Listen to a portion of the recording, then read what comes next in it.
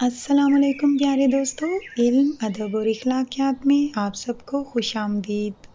دوستو ابھی میرے پاس سورۃ الفیل کے بارے میں کچھ معلومات ہیں جن کا ذکر میں آپ کے ساتھ کروں گی۔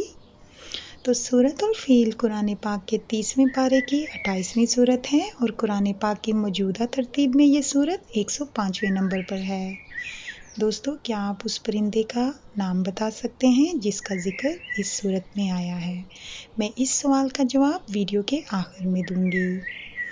دوستو اس سورت کا موضوع اگر آپ پوچھیں تو اس سورت میں ہاتھی والوں کا ذکر ہے جو ہاتھیوں کے ساتھ خانہ کعبہ کو مسمار کرنے آئے تھے۔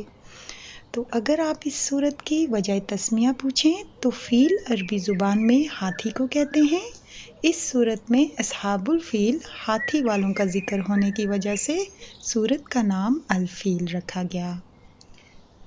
یہ سورت آپ صلی اللہ علیہ وسلم کی مکئی زندگی کے ابتدائی دور میں نازل ہوئی، اور اس کی شان نزول کی بات کریں تو اللہ پاک نے یہ سورت قریش مکہ کو واقعہ اصحاب الفیل یاد دلانے کے لیے اور بتانے کے لیے کہ جس طرح ابرا نے کعبہ کی بربادی کا پروگرام بنایا، ابرا اپنی فوج کا رہنما تھا اور خود برباد ہو گیا، اسی طرح ہمارے نبی صلی اللہ علیہ وسلم کعبہ کی حقیقی عظمت کو قائم کرنا چاہتے ہیں اور اس کو بتوں اور بت پرستی کی ناپاکی سے پاک کرنا چاہتے ہیں، اور تم ان کو اپنی قوت کے گھمنڈ میں اذیتیں دے کر مٹانا چاہتے ہو۔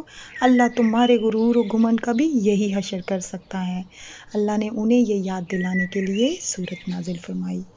دوستو ایک سوال جو میں نے آپ سے شروع میں کیا تھا کہ اس پرندے کا نام بتائیں جس کا ذکر اس سورت میں آیا ہے، تو اس کا جواب ہے بہت چھوٹے سے پرندے ابابیل کا ذکر۔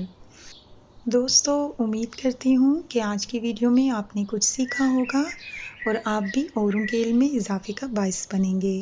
یہ ویڈیو اپنی اہل و عیال اور حلقہ احباب میں شیئر کریں۔